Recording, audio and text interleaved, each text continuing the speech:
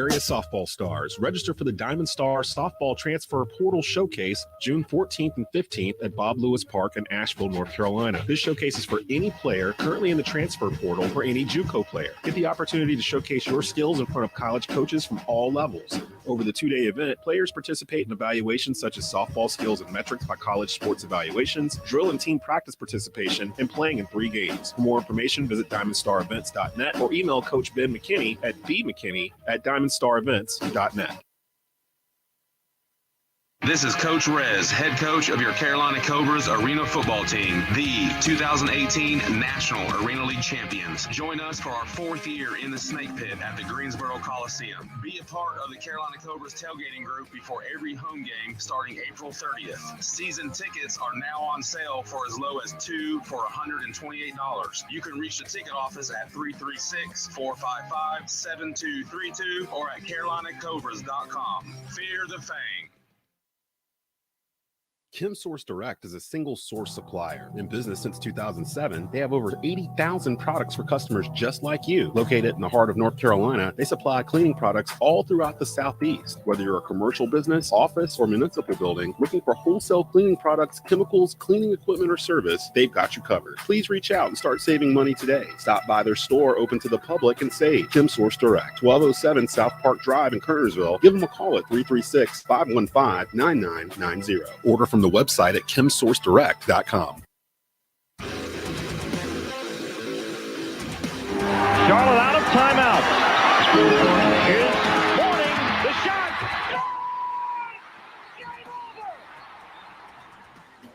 He's going to get off. Here he comes. Here he comes. He's got him this time. It's going to be a drag race. Wow. They touch. Craven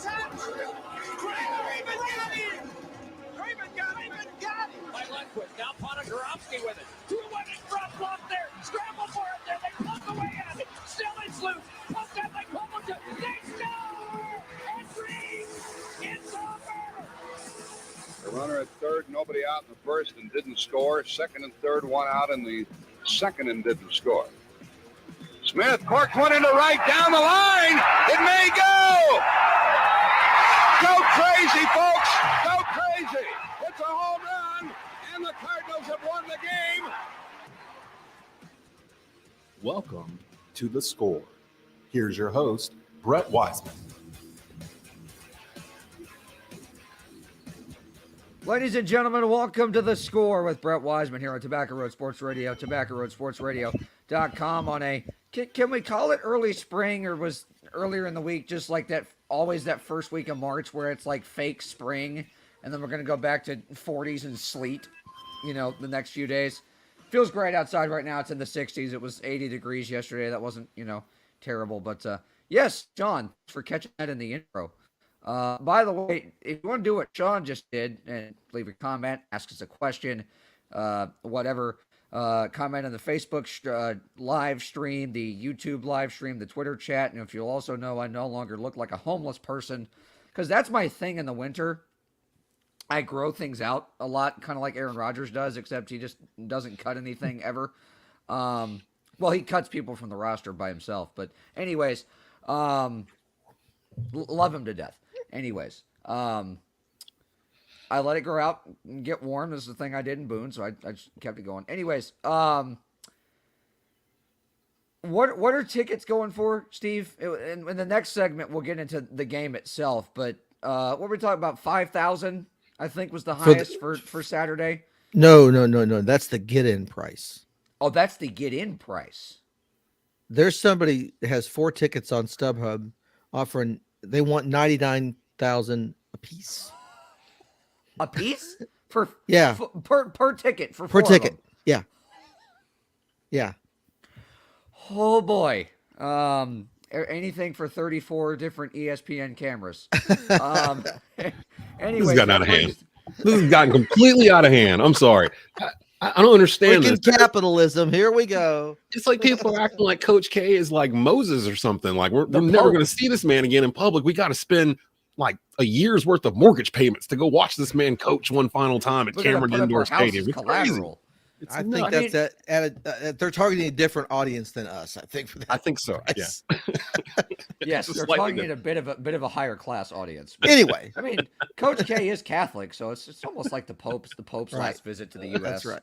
That's I Heard don't right. know. Obama's Last time the going Pope. to be in the house. Heard Obama's going to be in the house again. Oh, that should be fun. Who knows what That's, celebrities are going to end up there? Yeah. Mm. Okay, moving Mark, on. does Mark Emmert count as a celebrity? Does Doc Emmert? Mark Emmert. Mark Emmert. Okay. Oh, the head of the NCAA? No. Yeah. Okay.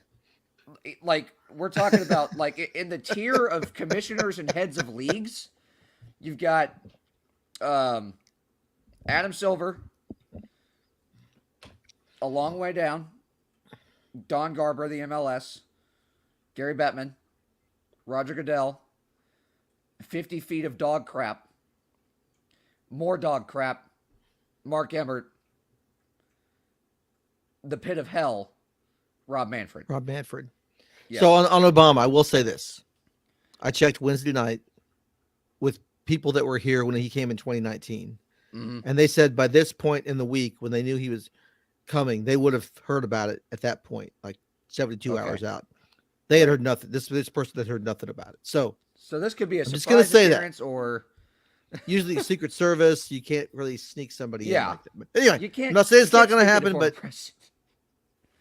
that's the information I have. So You can't sneak a former president through the back door. It can't happen. Right. But before we get into the actual game later on, as for Coach K's legacy, and this entire week across everywhere has been just, and I'm sure you've been blitzed with requests of just trying to go on and get in that, you just reminisce about Coach K's career. And you know, your time with him only goes back about 12, 13 years, but right. just kind of talk about, and we'll get to his impact as a whole in a second, but I want to hear from you first. What has it been like for you to cover this man, to get to know him, to get to know his wife and his family, his children, his grandchildren? You're closer to him than a lot of other people, and at least have been over the last, decade or so. Kind of talk about what that's been like. Yeah, it's been it's been it's been a fun job to do the last 12 years, I have to say. And there's not a lot of people that were covering Duke before that would say that, and that's because I caught him at a really good time. He I was told like middle of the previous decade, 2006, 2007, something, that every press conference was like white knuckle. People didn't know what was going to happen. Like he was going to jump down somebody's throat or snap at a question or whatever, And by the time I got there in 2010, they'd won another championship. He had a great team coming back. He'd already started thinking about one and dones, and Kyrie had come in that year. And he was more, I'm not saying he's been a joy every stop. I mean, successful. We're going to have our differences. That my job is to write what's going on, and then they want to present, what they want to present. Right. So that's always going to be that rub. But we haven't had that. He's been more into legacy mode is the way it was described to me by people around him, that he knows he was getting, closer to the end of the beginning, even 10 years ago. And, he was aware of that and it's just been more, he's been more open to do things that maybe he wouldn't have done before as far as media wise. So yeah, it's been quite a thing. And, I got to go through one championship run with him in 2015 and then go to the White House a few months later, and Obama was there and all that. And that was kind of cool. So yeah, it's been, a lot of great basketball, and, there's been some low points. There's been losses to Lehigh and Mercer in the tournament. So it's been a lot of up and down, but he's been pretty solid the whole time. And you're right. And, for you, you said it right there. You've been in that legacy mode with him the past 10 or 12 years. You've probably had a more pleasant experience with him than a lot of other guys. But then again, you have gotten a chance to get close to him, and you're the guy that's, you're the writer as the curtain, is falling here, and I know that's a great honor for you, and we've talked about that both on the air and off. Yes. But as far as his impact as a whole on college basketball, and I just got to this point in the ACC Network docuseries where Coach K is starting to come in, and it's narrated by a Duke alum, actor Jack Coleman. And the end of the 5th episode into the 6th episode states, Duke was kind of on a fall after the rise that they had with Mike Jaminski and those kind of guys. Yeah, good point, Sean. Sean's a lifelong Syracuse fan. We've talked about that. Sean just moved down here from that part of the country. Anyways, they end that 5th episode and transition into the 6th by saying that the guy that was going to resurrect Duke was someone whose name you couldn't pronounce and whose record was he didn't have no record in the name you couldn't pronounce. Right. Since then, and we talked about it last week, Coach K's had opportunities to go to the NBA for 20 years now, 20, 30 years. He's over 4 decades into this job because, like Jim Boeheim, he just loves college basketball. He wants to be, right. He wants to be. The impact that he's made on this sport, I don't think it's possible, especially at this point in time, for us to overblow it. Because you, especially coming up in, the writing aspect of things with college basketball, even when you were in Columbia, those were some of the golden years for not only the ACC tournament, but for Duke in the ACC tournament. And Mike Krzyzewski's just one of those figures that you think of. And of course, it's stated time and time again, but he is on that Mount Rushmore of guys that, whether it was in coaching or in media or in whatever aspect, completely changed college basketball and made it what it is today. College basketball would not be where it is without Mike Krzyzewski. Duke would certainly not be where it is without Mike Krzyzewski. That goes without saying. But as far as college basketball as a whole, and their recognition of this area as well, wouldn't be where it is. Well, and it starts early on when, Tom Butters, the AD that hired him, stuck with him after that 3rd season when they went 11-17, and they lost to Virginia 109-66 in the ACC tournament to end his 3rd season. And all the Iron Dukes, they were riled up. They were ready to run him, buy him out, get him out of here. This ain't working. And Tom Butters stuck with him, which a lot of ADs wouldn't. Let's face it. And I think now they wouldn't. Right back then it was different. Right. But anyway, so then he gets Duke going. He gets that recruiting class, with Jay Billis and Johnny Dawkins and Mark Allery, and they get going. And then he knew he had to grow the program and grow the brand. And so that's back when ESPN wasn't showing as many games and all that stuff. So they would play games on Sundays. They play an ACC game on a Saturday and then go play on Sunday at Notre Dame. This is before they were in the tournament, or LSU, and I know others, Dean Smith started doing that too, but they had to make it a brand, and then Duke kept winning, right? And so then they're on national TV, and then they get a national audience, and this people love them, people hate them, all that stuff. But they were a thing. They weren't even relevant before. And he had the foresight to say, okay, I got to do this, even though it's not easy for my team. Think about it.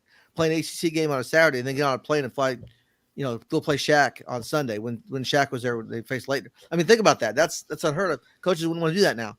But that's what he's done. He's been a visionary, and he's done things with his team and then continued over the decades to adjust to when the game changed. He changed when the 3-point shot came in, when the shot clock, all that stuff, the one and dones. He's adjusted, and he's won in every decade he's coached. He's had championships now, so it stood the test of time, I guess.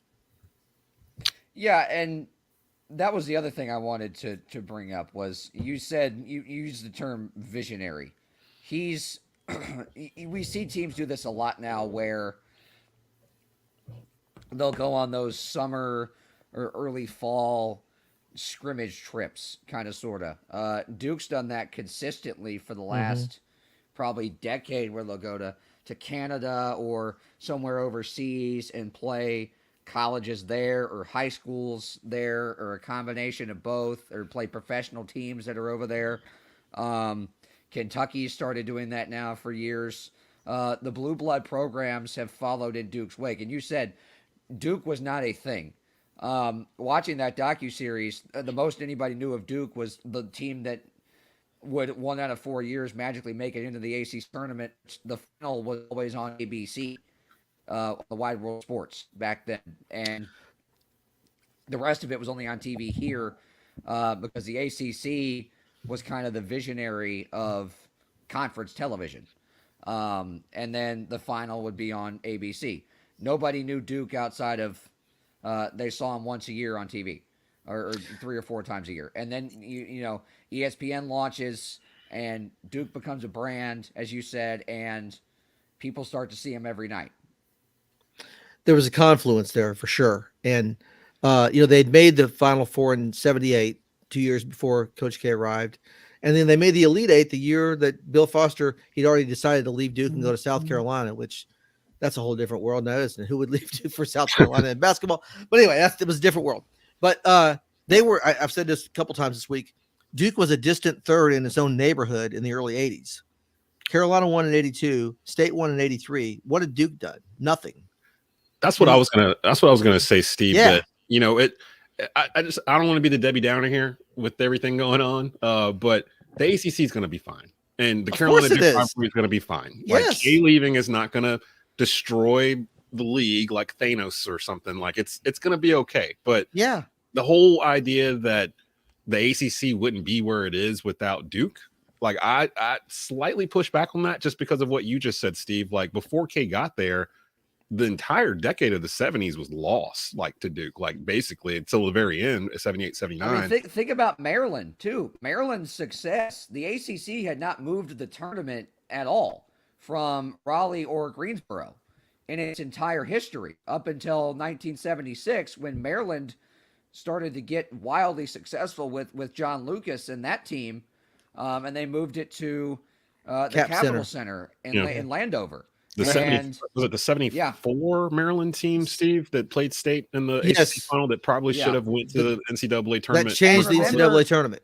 Yeah. Changed the NCAA tournament. The Maryland rule. Any tournament expansion now is just called the Maryland rule, because then it was what? It was 24 teams, and only champions made it. Yeah. And only champions made it. Yes. So if you lost your conference tournament championship, you were done. And State and Maryland were 2 of the top 3 teams in the country with UCLA. And whoever lost that game wasn't going. Too. Yeah.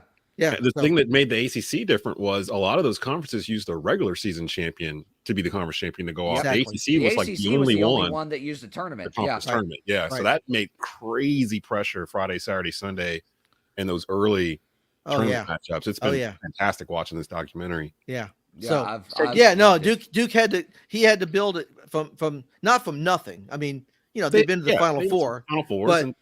But again, like I said, in the early 80s, it was a long climb to get where they ended up being.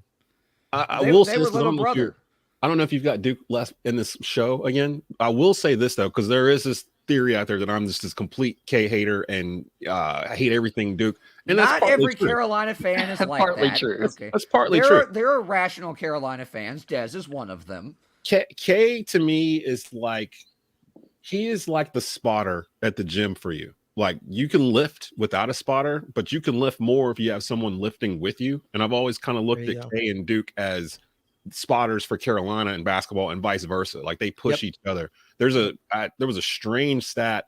I'm trying to remember where it began, but really for the past 30 years, if one of those teams makes the Final Four, if you go and look, the other one makes it the following year. Like, it's the craziest stat in terms of if you just go back, like, so I think it was starting with those early 90s Duke teams with Leitner and Hurley and them guys.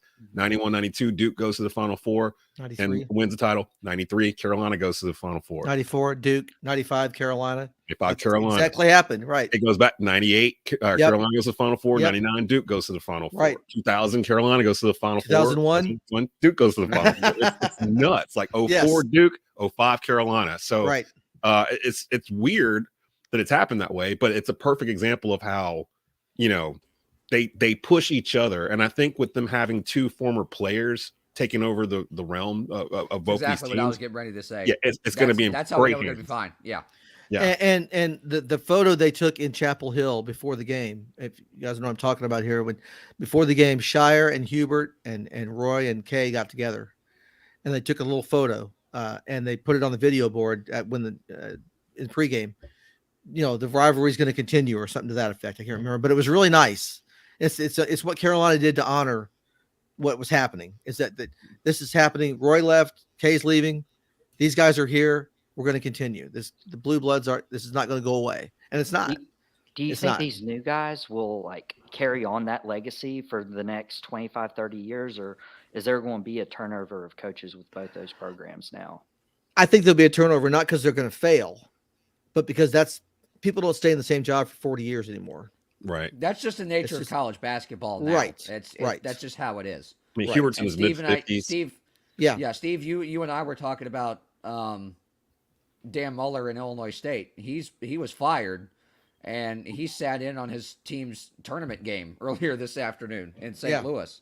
Yeah. I mean, a lot of situations, it's not necessarily the fault of the coach, but the way college basketball is now, there has to be someone to blame. But one more thing before we go to break. I heard, I forget his name, one of the assistants talk about this the other day, said that he fully supported the decision to make John Shire the coach in waiting.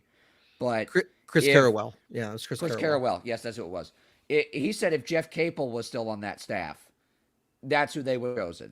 If Bobby Hurley was still on that staff, that's who they would have chosen. Because everybody in the school and on the coaching staff felt like it had to be a former player. It had to be someone that knew how Kay thought, knew how Kay operated, knew how Kay wanted things to go, so that when he left it behind, it would be with someone who knew what was expected and what to expect out of everybody.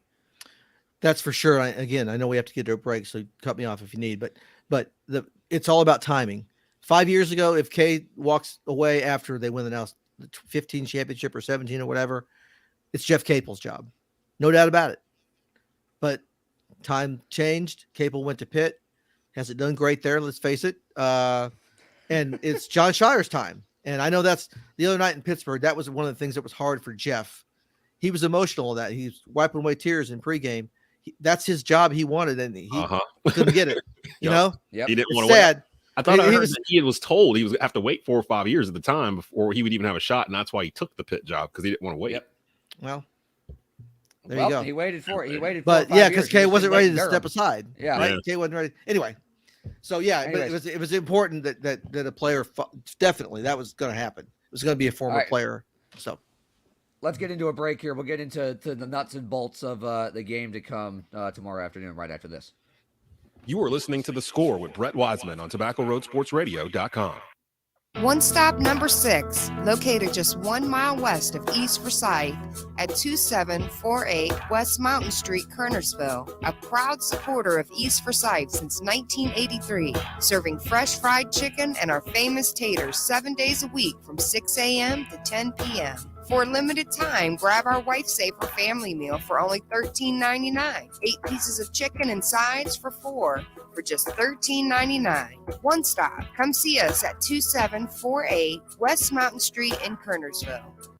This is Coach Rez, head coach of your Carolina Cobras Arena football team, the 2018 National Arena League champions. Join us for our 4th year in the Snake Pit at the Greensboro Coliseum. Be a part of the Carolina Cobras tailgating group before every home game starting April 30th. Season tickets are now on sale for as low as 2 for $128. You can reach the ticket office at 336-455-7232 or at carolinacobras.com.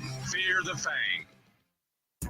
Find your next car at Auto Store of North Carolina in Walkertown. Their goal is to make car shopping and car buying experience fast, friendly, and easy. They have helped hundreds of customers get behind the wheel of a newer, reliable, quality used car, and they could help you too. Stop by and speak with one of their sales professionals today and drive away with your new car. The Auto Store of North Carolina, 4964 Reedsville Road in Walkertown. Give them a call at 336-595-8550 and view the current inventory of vehicles at autostoreofnc.com. Beamer Tire and Auto Repair, now with 3 locations across the Triad in High Point, Greensboro, and our new location in Kernersville. Beamer Tire and Auto offers full-service auto repair, all tire brands, free alignment checks, oil changes, and more. In Kernersville, check out the no appointment needed Quick Lube shop. Check out their thousands of 5-star ratings via Google and Yelp. They care because they know that you can go anywhere. So try a shop with a beating heart, not a bottom line. Beamer Tire and Auto Repair. Visit us on Facebook or at beamertire.com. You are locked into Tobacco Road Sports Radio, your home for Triad Sports. And you know this, man. Welcome back to The Score with Brett Wiseman here on TobaccoRoadSportsRadio.com.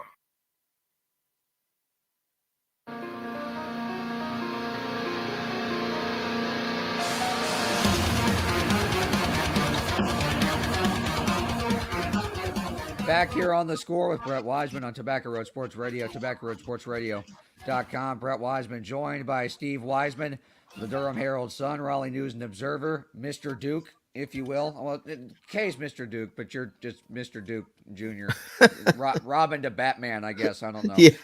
Which reminds me, I need to go see that movie soon. If anyone has any reviews, don't say anything. Because I want to see how a former vampire does as Batman. Anyways, UNC, Duke, final round with Coach K on the bench. Cameron Indoor. Steve, you're going to be there with everybody else that's going to pay $100,000 and put their houses up for collateral to get into the building. Of course, you're not one of them because you have a credential that afterwards you could probably sell on the internet for $100,000. Although if you'd like to give it to me, I could sell it too. Just saying. Anyways, what's it going to be like for you? Because we know Kay's relationship with the Crazies is about as unique as it gets. What do you think that atmosphere is going to be like tomorrow? Yeah, every Duke Carolina game has this extra energy that other games don't. But just multiply that by 10, right? Because of the historic nature of it. The kids cram in there for ACC games. They cram in there even tighter and even more of them for Duke Carolina games. Tomorrow will be even more. Like there'll be even less space. Try to describe for people where I sit with the Cameron Crazy sitting right behind me. When they're reaching over with their hands when somebody's taking the ball inbounds, they're on top of their armpits are like my head, so we get hit in the head with elbows a lot. I mean, we're right there. They're on our backs, and it'll be even tighter tomorrow, and we'll be in there longer because all the pregame stuff that's going on, and then after the game, Coach K is going to grab a mic and address the Cameron crowd for the last time, as coach after his last home game anyway. So it's going to be a long day. It's going to be a lot of, there's going to be a lot of emotion on the court before the game and after the game. And then, oh my gosh, during the game, there's a bunch of guys out there that want to win more than anything because Carolina wants nothing more than to ruin this day, right? Oh, yes. That's how it should be. There it is. People were like, why didn't you give Kay a gift when he came to Chapel Hill? How about we give him this gift of a big L on his final and then appearance at Cameron Indoor, something that'll just live on forever. Yeah. Conversely, what Duke player wants to be known that they want to wear that for the rest of their lives, right? Yeah. But they lost you the were last the guy game. that lost the last Coach K's last exactly. game at Cameron. So even though it doesn't matter in the standings, right? Like Duke's got first place, nobody can catch them. That's done for them. But all this stuff's going on. Normally when Duke Carolina are playing, locked into their seed too, aren't they? No, it's because if they win, they're the 3, I believe. If they lose, they're the 4. They're locked into a double bye. Right, they're locked into a double bye, but not their which is really all we want. Wake needs serious help to get that double bye. I don't think they. I don't think they can actually. I think Miami is the other one, the 3 or 4. I think it's between Miami and Carolina. It's whatever Miami does. If Miami wins, it doesn't matter what Carolina does, if I'm not mistaken. But Carolina has to win and Miami has to lose, if I'm not mistaken, for Carolina to get the 3. Last I heard, Wake needed some kind of NFL Week 18 style tiebreaker scenario to get the 4 seed, but I think they both have to lose. Right, like Well, you know, Carolina's got 5 losses in the conference. Notre Dame's got 5 losses. Miami has 6. Wake has 7. Okay, so Notre Dame is Notre Dame is the 2nd seed, aren't they? Right, they're the 2nd yeah, seed. Notre Dame's Yeah. the 2. Yeah. Mm-hmm. So to be honest, Anyway. 3 or 4, it won't really matter in this tournament if you're the 3 seed or the 4 seed. If you're getting that double, it's really just those top 4 getting that double bye is what really matters. So Right, so Wake has a chance to catch Miami, and then it's down to tiebreakers and stuff like that. So yeah. Anyway, so yeah, but if Miami wins, it doesn't matter. Like Wake doesn't have a chance Right, because they 'cause can't. I think Miami, if it goes to the first tiebreaker, Miami has it. Do they? Or was it 1-1? Well, it'd be between Carolina and Wake, wouldn't it? In that tiebreaker for the bottom one, if Miami wins, they're 3, like no matter what, right? Right. I'm saying If if they Miami loses and Wake wins, Carolina has to lose. Carolina has to lose. Right. So then if Miami and Wake are tied, I can't remember if they played once or twice, but I know Miami. I'm looking it up right now. Wake has the tiebreaker over Carolina because they only played. They only played once. Wake, yeah, Wake. Mud hole. Wake lost twice to Miami. Okay, so Miami has that tiebreaker for definite. So it's not a 1-1. That's okay. Anyway, yeah. Back to my point was topic at that hand. my point was that like as far as normally when Duke and Carolina play the last game of the regular season, there's some sort of championship at stake, right? Or they're both top 5 teams or whatever. That's not the case this year. But all the stuff we talked about earlier about, you know, the drive to ruin a day or not lose. For Duke, it's more about not screwing it up, right? I think they have more pressure. I mean, they won by more pressure on especially the human nature of it when they just stomped Carolina in Chapel Hill. You come in, we did this once, and that's that's the thing that I wanted to ask you, Steve, was there's got to be more pressure on Duke. And I wouldn't even necessarily call this a trap game or anything like that because they'll be ready. Carolina will be. This is not a case in which Duke would not be ready that Carolina would sneak up on them.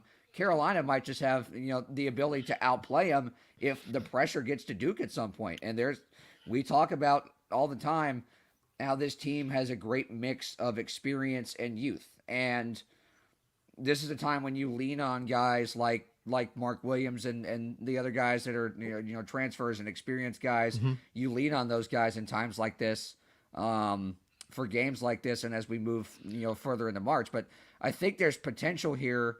Not that Carolina would sneak up on them, but that Duke would just kind of feel the heat a little bit and go flat. They get tight. I could see them getting tight in Cameron. I mean, Carolina has a record of going in there and ruining senior night. Like at at Duke, you can go back to if I'm not mistaken, I'm pretty sure they beat them in '92, Leitner's senior year. Yes, they beat them JJ Redick's senior year. Tyler Hansbrough lived in Cameron Indoor pretty much, never lost there. That's right. Bryce Johnson and Marcus Page were one in there. Fist also lived in Gerald Henderson's right nostril. we don't talk about that. Yeah, we don't talk about that story, but yeah, you're right. They do have a history. Exactly right. And Hubert's the coach. So, I mean, this is the best Carolina's been playing all year. If they were going to go see Duke at Duke, this is the best time to do it. They're as healthy as they're going to be. And it just comes down to don't get Baycott in foul trouble. Well, that's it. If he doesn't get 2 fouls in the first 4 minutes, that's a different game in Chapel Hill. Let Caleb Love score. So it's so basic. And we'll see who. I don't think he'll put Baycott on Bencaro again. I would think not. I liked Leakey on him. I liked Leakey on him in the last matchup. Puff Johnson's been getting some minutes too the past 3 or 4 games, especially on defense. Like they're starting to use his length, so I can see Puff. I'm not saying that Puff's going to lock down Paulo Bencaro or anything of that sort, but he'll spell some minutes at least for Leakey. I think. So, and Paulo disappears. People don't talk about this. They want to put him in the player of the year category. You have talked about it. He vanishes for like half a half sometimes, and then he shows back up. So I don't think he's the player of the year. He's not even close. It's Alondas Williams has it on a runaway. I think, he's going to lead the conference in scoring and assists. It's never not even been close. Done. Yeah, no, that's easy. Randolph Childress and some other guys have come close, but nobody's ever done it. Nobody's ever done it. So Baycott should be second, I think, in the voting. He broke Bryce Johnson's double record at Carolina with 24 and counting. The year Bryce did that, he was ACC Player of the Year. I mean, he's actually one of the top double guys in the whole country. Him and the kid from Kentucky. With the name I Oscar can't pronounce. Shibwe. Yeah, Shibwe? Oscar Shibwe. Shibwe. Yep. Yeah, that guy. So- It's been those two. I again, as I mention all the time, I'm Western Kentucky's studio host, and of course they played down at Rupp.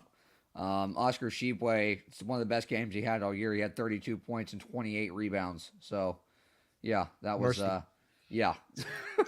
Yep. And Kentucky mind you, Western Kentucky has the tallest player in college basketball, who's 7'6", and Shibwe, because the 7'6" kid is skinny, Shibwe just hip checked him out of the way every time he got in there. It's like a toothpick. Just get out of here. So- Literally, like he's swatting away a gnat. But anyways, see, I think that's the key, though. There's individual matchups here that are going to make a difference. And we saw how big of a difference that size made in that first matchup with Theo John and Mark Williams. So obviously the key for Carolina is it's hard to box those guys out, but you're going to have to find a way. Number one. Number two, I think you're going to have to be able to shoot the three ball a little bit better than you did last time, because No doubt. I think if Carolina is going to win this game, they're going to want to play it as fast as Duke wants to play it. They're going to have to match Duke's pace. It's going to have to be a track meet for them to want to be in this. And this is not going to be a Virginia-style, low-scoring defensive battle. This is going to be a track meet. No, that'll be the most boring thing ever. Usually Duke Carolina games are usually like in the 80s, high 80s. Yeah. No matter who the personnel is. This could be in the mid 80s to maybe 90s. I mean, this is going to be. I'm thinking through three quarters NBA style score.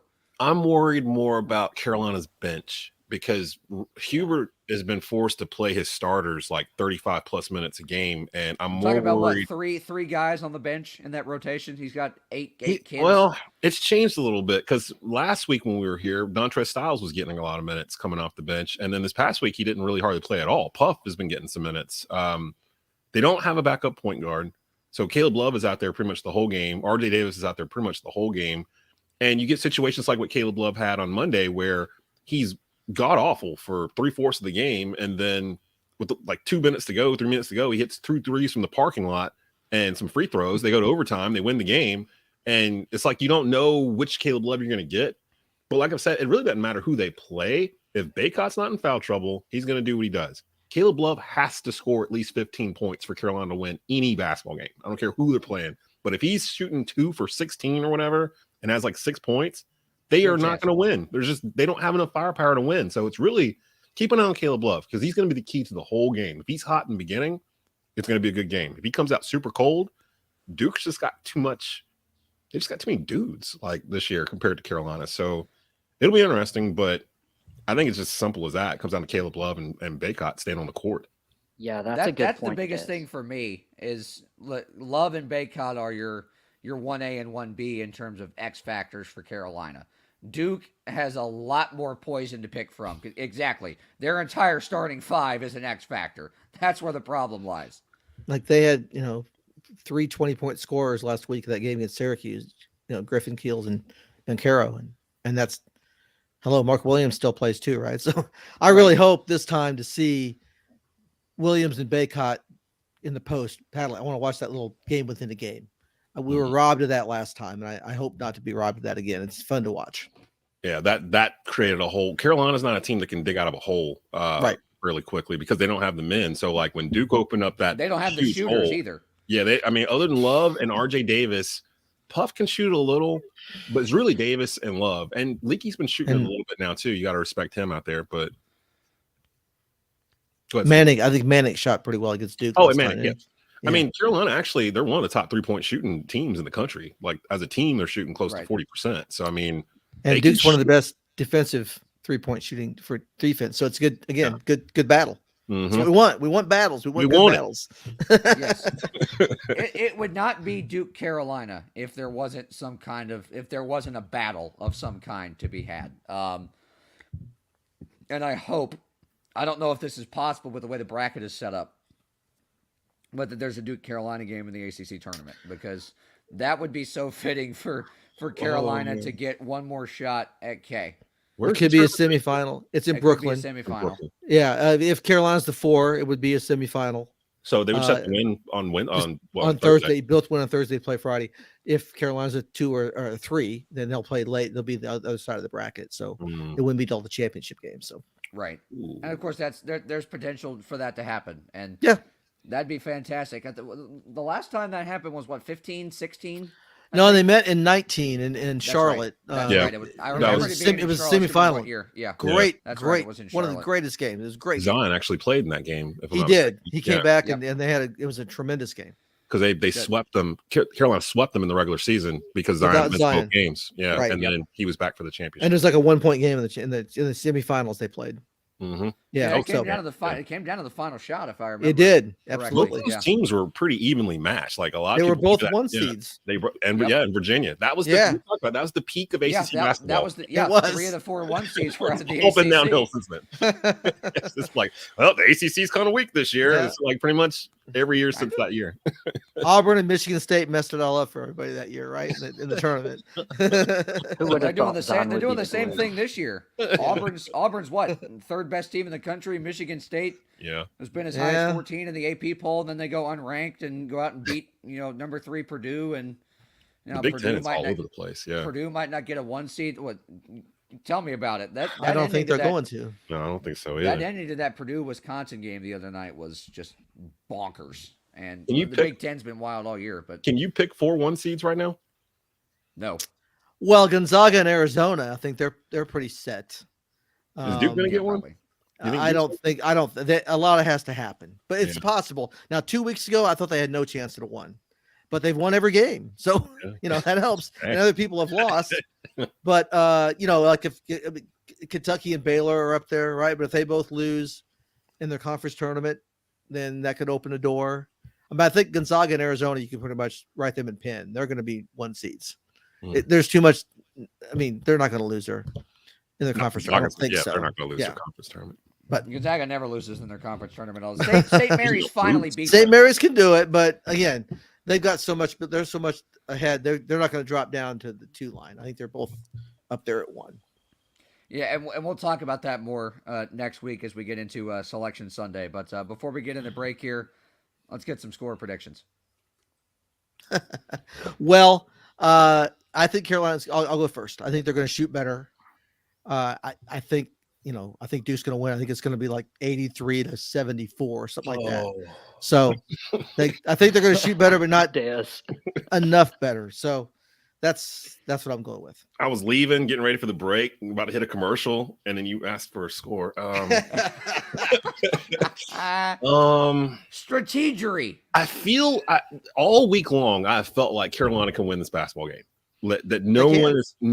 It's not impossible. I know it's not impossible. I just think everybody's got what they saw the last time they saw each other.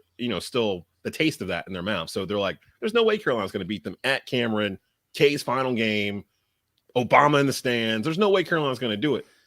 I think I'm going to go 85-81 Carolina, and if free throws will win it for them in the end.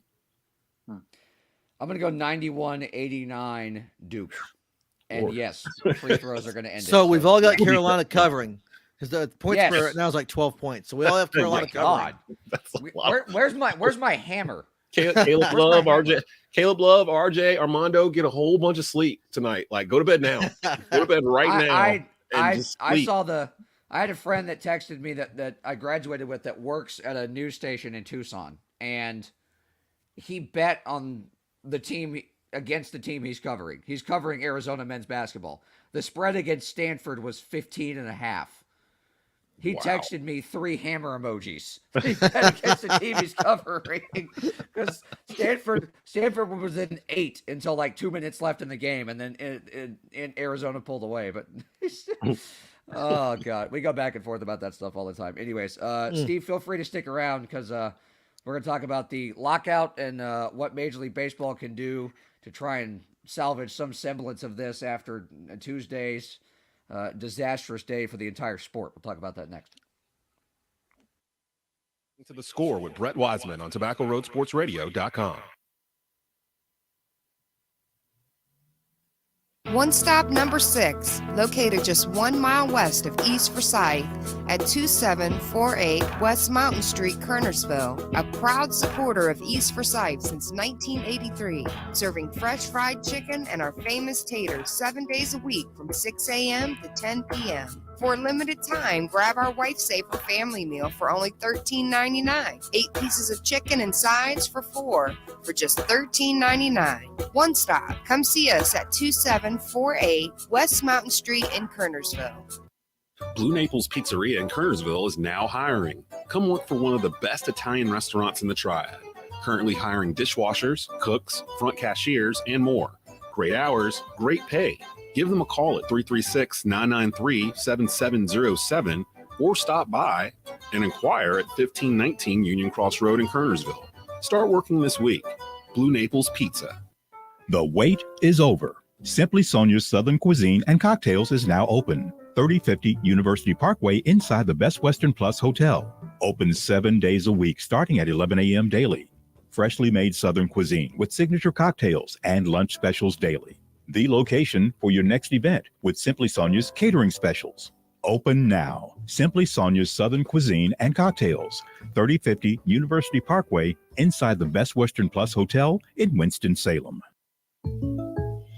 You deserve to get good service and great rates. At State Farm, we get it. And we're here to help because with every State Farm policy, you get good neighbor service and you get surprisingly great rates. So what are you waiting for? Get going and talk to a local State Farm agent about your surprisingly great rates today. Like a good neighbor, State Farm is there. Individual premiums will vary by customer. All applicants subject to State Farm underwriting requirements. When you want the real deal, call State Farm agent Susanna Nunn in Kernersville today.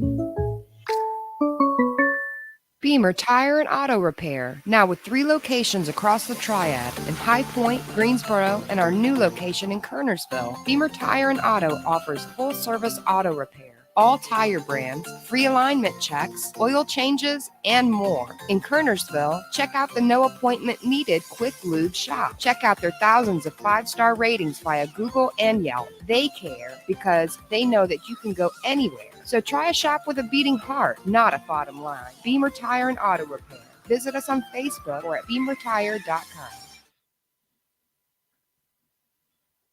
Welcome back to The Score with Brett Wiseman here on TobaccoRoadSportsRadio.com.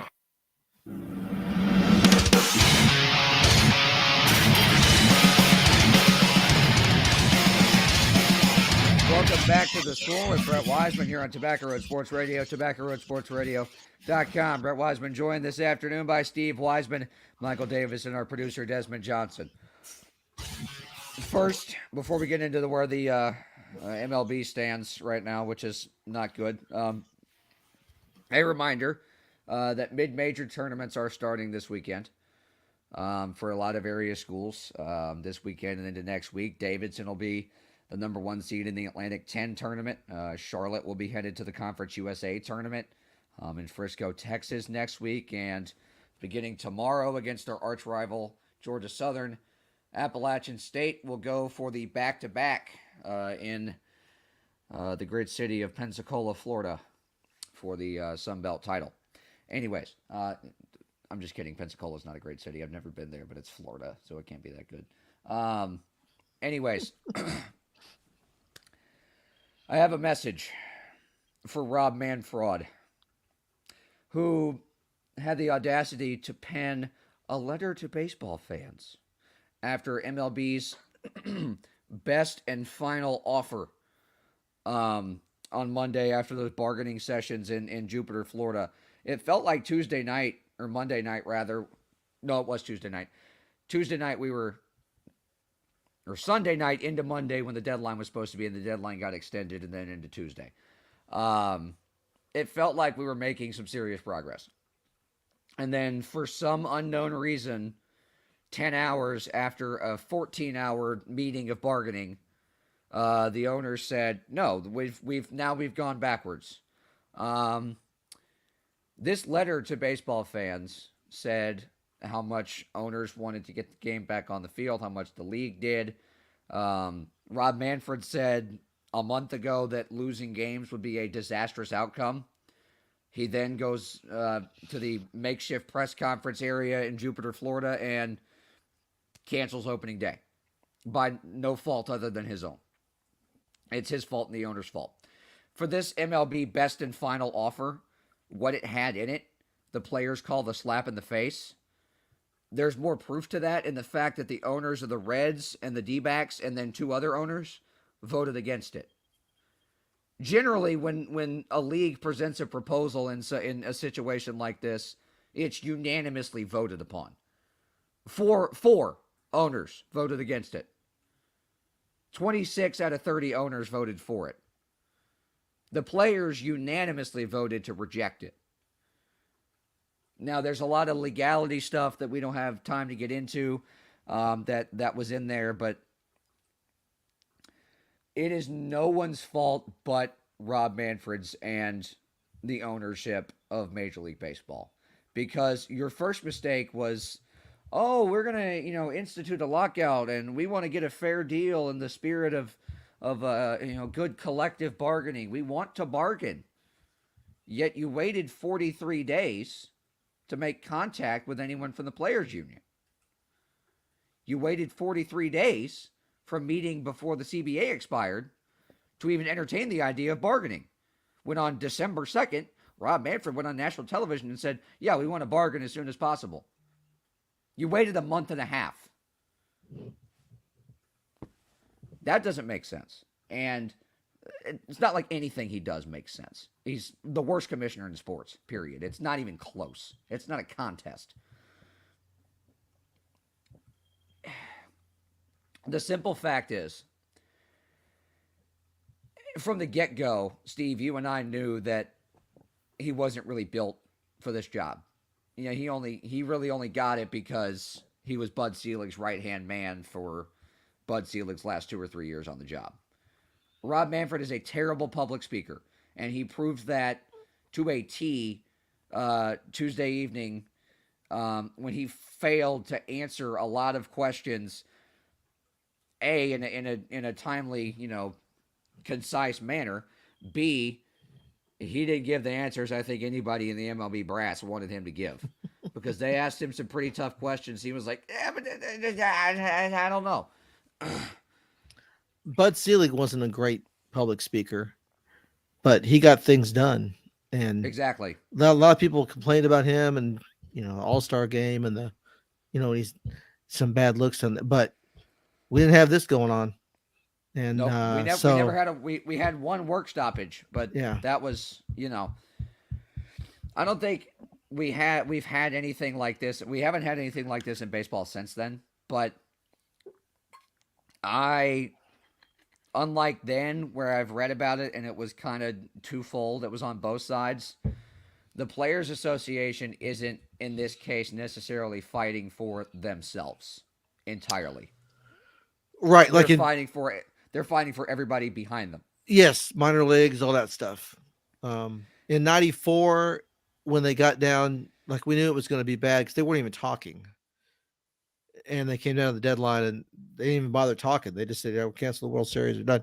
So this is not as bad as that because they aren't talking. But I'm like you. I was surprised that they made the progress they made in the negotiations early in the week and then got to the end and then it just blew up. That's not normally how you're kind of working together. That's not how bargaining works. Right. So something happened and the owners are two-facing the hell out of this. Right. This is, again, and there were a lot of players that came out and said this. Their statement that, we're going backwards, that was another, that's a negotiating tactic. The ownership and their lead negotiators are trying tactic after tactic after tactic. And the other thing that really bothered me was Rob Manfred's presser was shown in its entirety, completely, on ESPN and MLB Network. When Tony Clark, Max Scherzer, and Andrew Miller, who were the two head player reps for the MLBPA, when they spoke at the MLBPA's media availability, the only part of that was shown was Tony Clark's opening statement. Mm-hmm. And then ESPN and MLB Network both cut away from it. Now we're spinning narratives. Right. We're spinning narratives to the real guys that pay the money for the TV contracts. Right. So that's not fair media. No, it's not. So, you wonder why Ken Rosenthal is not on MLB Network anymore. Right. Because he can now put out columns saying what he's probably thought about Rob Manfred for years now. Exactly. Jeff Passan did it with ESPN, and that's just Jeff Passan doesn't care. Mm-hmm. Players have said they need to stop treating us like idiots. We know what we're doing. We know how to negotiate. They're prepared to miss games. And the most emphatic statement was Mike Trout's, as in one of the 4 or 5. We talked about it, last week. One of the guys that's one of the faces of baseball right now, who, by the way, is in his prime, and we're missing games of his. That's got to be a concern to Major League Baseball, especially if you're trying to put butts in the seats. We've got Vladimir Guerrero Jr., who hasn't even played one full season because, one, he was called up halfway through it. The second was a pandemic-shortened season. Last year, he was hurt for half of it. Mm-hmm. So this is one of the best young talents in the game, and he's only played 130 games in 3 years. I think we mentioned it last week, but do you think it's because the age of the players in the league today, most of them are younger than the last time they had a lockout like this, so they don't really remember the damage that it caused to the sport? Or do they all know? Like, would they still know either way? They all know. They're all. I think they're all fully aware because Tony Clark was not the head of the MLBPA then, but he was involved. He was involved with the organization. Tony Clark played, so naturally he has that position. But this is as unified as the players' union has been in quite some time, and they've gotten public press statements from the NBPA, the National Basketball Players Association, from the NFLPA, and the NHLPA, backing them completely, and standing with them. This is as unified as the players' union has probably ever been, if not been since 94 into 95.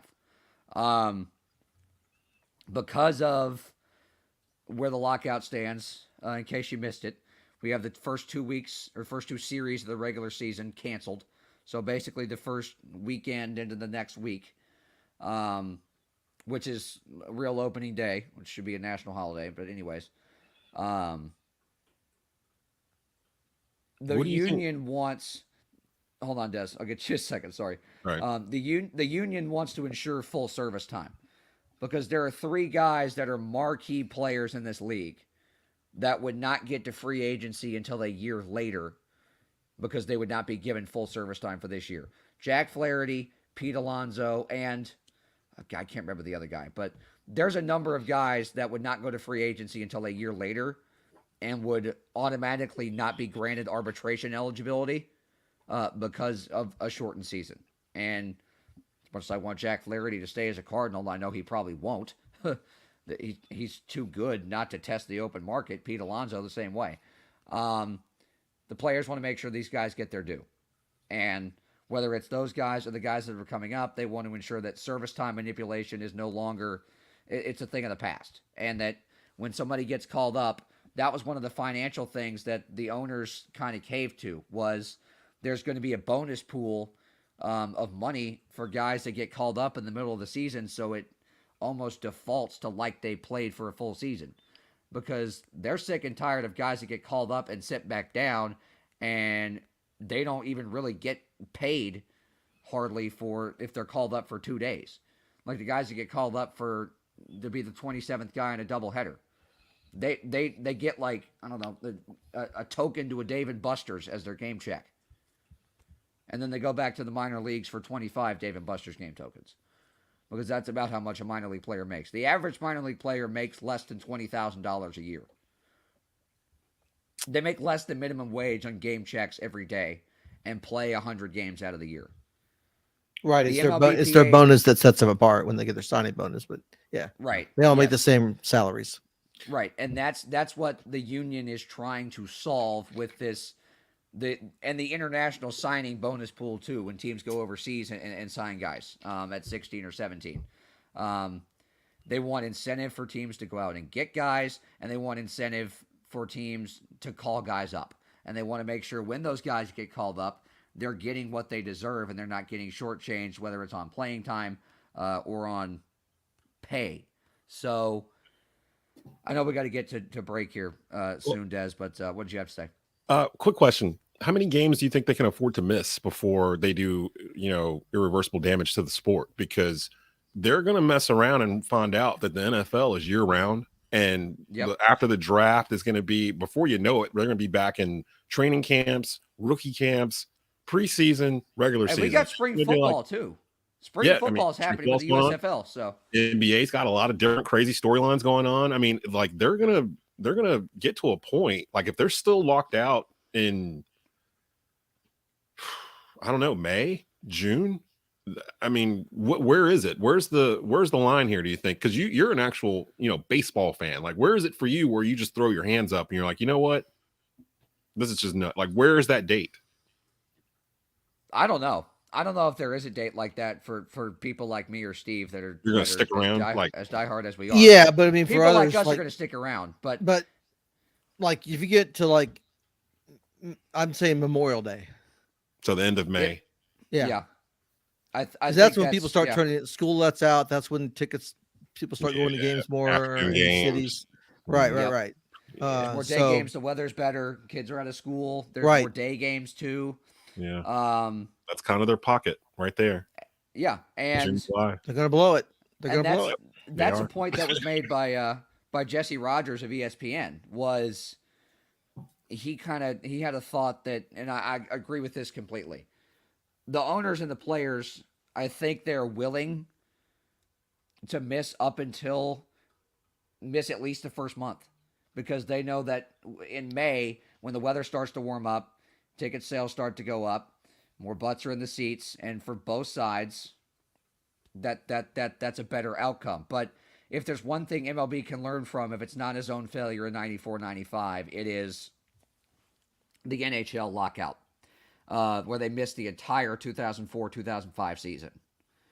They missed an entire 82-game season because of a lockout, because that's the kind of damage that was done between that league and that union at that time.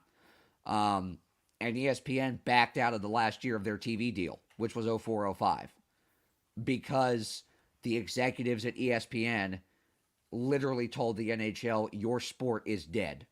You have killed your own sport with this. We're out. The best deal the NHL got was on the Outdoor Life Network before it became Versus, before it became NBCSN. So they got a deal with NBC Universal, and when the league came back, there was that thank you fans message on every rink in the NHL right behind the blue line. And that was the year the Hurricanes won the Stanley Cup, ironically. But ESPN literally told the NHL, your sport is dead. You killed it. This is your fault. We're done. How many years ago was that again? When that happened? That was 04-05. Almost 20 years. So it's been, and now they have the new deal on ESPN Plus with NHL, and it took them how long? Over a decade to kind of rebuild it back to ESPN wanting the product. And so it was look, 19 years. Yeah. As much as I love the way what ESPN and TNT have been doing with their coverage so far, and I think that's better for the game for it to be on those two platforms as opposed to NBC. The NHL would not be where it is right now to acquire those deals if it was not for what NBC did to literally bring the sport back from its grave in terms of coverage. One more thing before we go to break.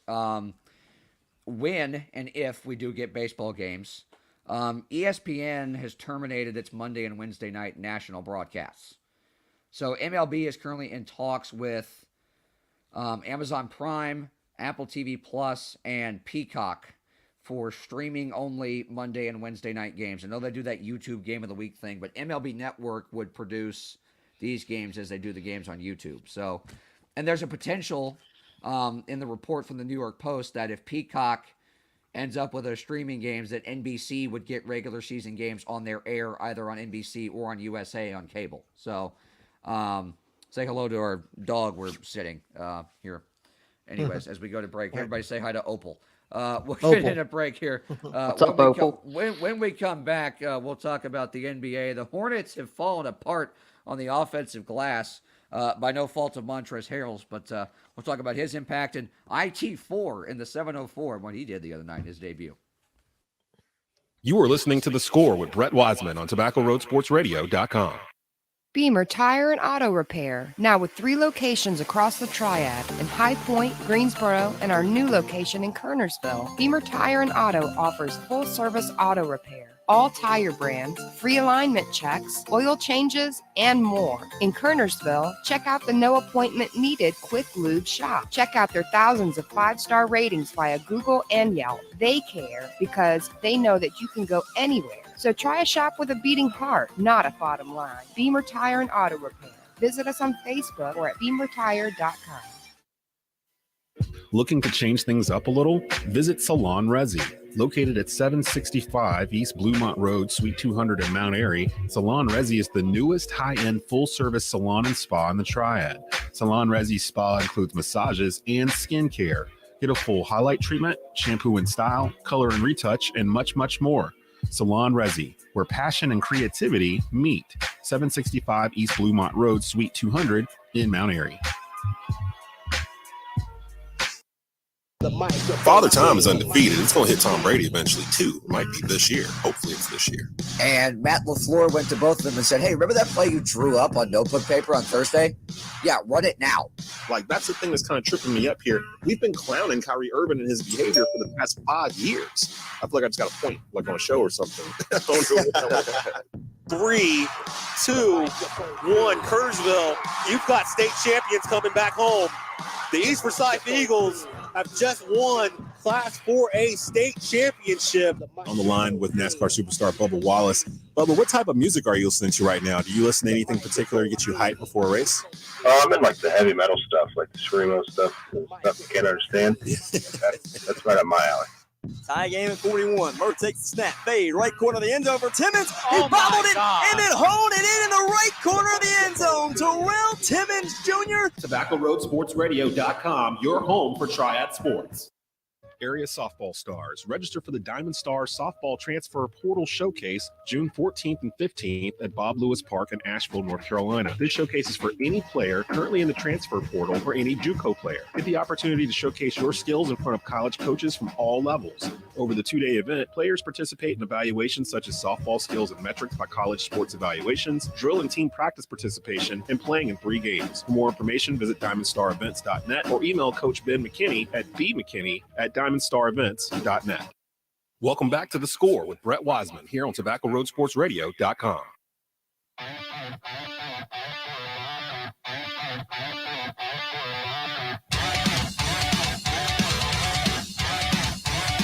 Back here on The Score with Brett Wiseman here on Tobacco Road Sports Radio, TobaccoRoadSportsRadio.com. Brett Wiseman, joined by Michael Davis, our producer Desmond Johnson.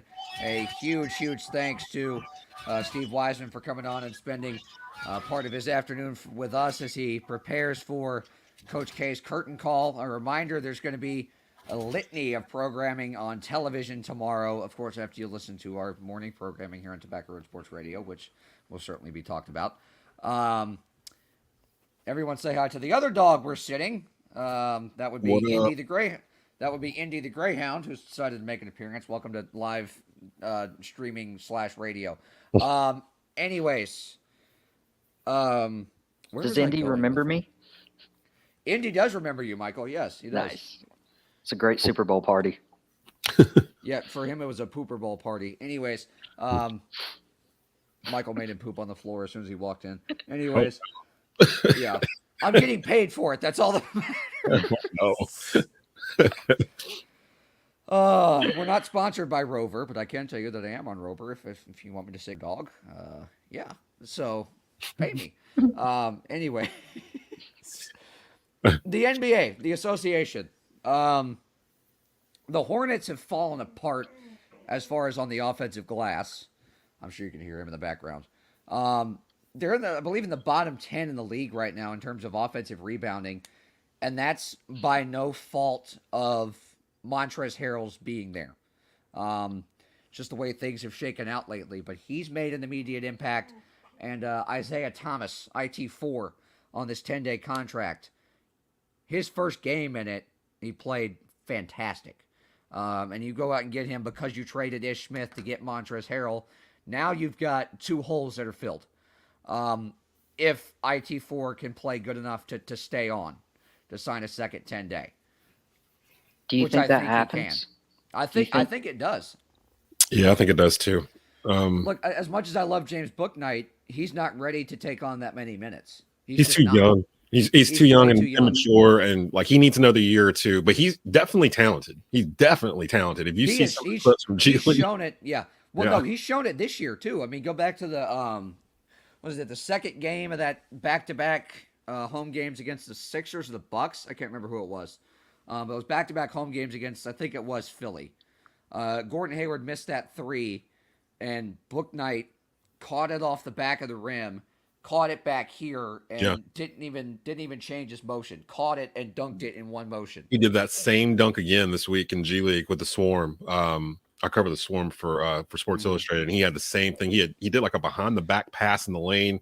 Guy caught it, shot a three, missed it, and somehow Bouknight was still in the area and just went up and just grabbed it and took it home. All three of those guys, Bouknight, Thor, and Kai Jones, have been going back and forth from Greensboro to Charlotte pretty much for the past month and a half. Like I'll get there's one tweet one day that says they called them up, and then a tweet the next day saying they reassigned them. So every time they send the big extra guys, bodies.